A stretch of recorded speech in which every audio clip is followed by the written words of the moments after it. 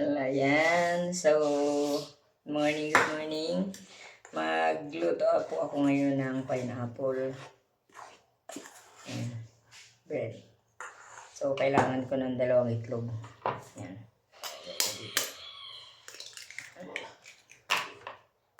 Dalawang itlog. Wala pa dito yung super. So, yan na natin. So, nilagay ko na dito yung pineapple na ano.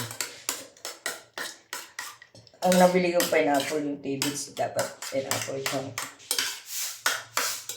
So, lagay natin dyan yung lahat na ingredients. Tapos, pineapple juice.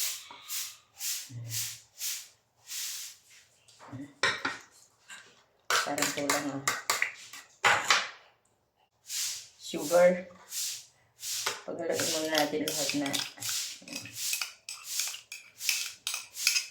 Sugar. Haluin natin. Tapos,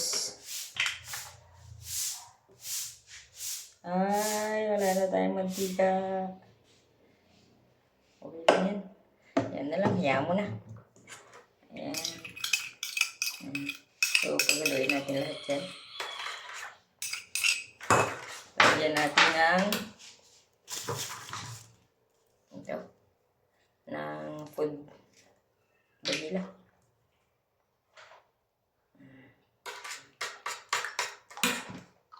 Tapos, salt.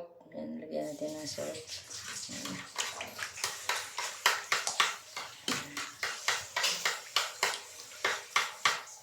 So, ito na yung ating paghaluin na natin siya. Ilagay na natin yung dito na yung flour, yung baking, at saka soda.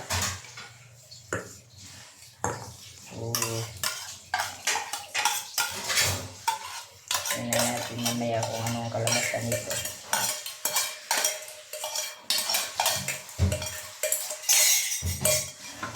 Haluin na natin. So, dalawa.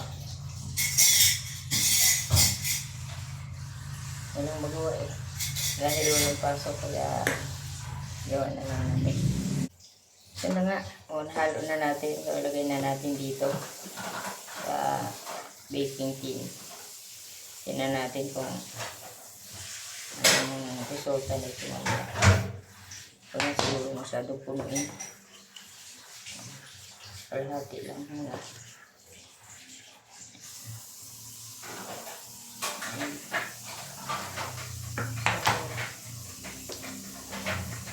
Dahil 3 lang lagi yung baking tin.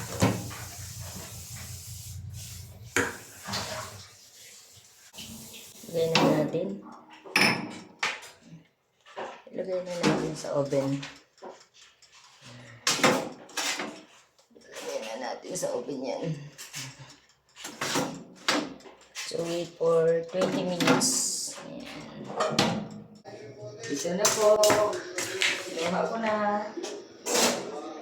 Ayan. Ito na. So tanggalin na natin.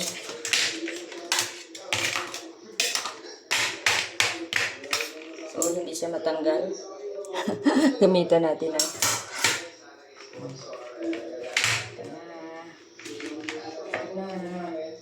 Mainit pa kasi. Yan. Oh. Oh. Oh. Oh. Oh. Ayan. Oh. Ayan. Oh. Oh. Tikman natin kung okay na. Hibay mo natin.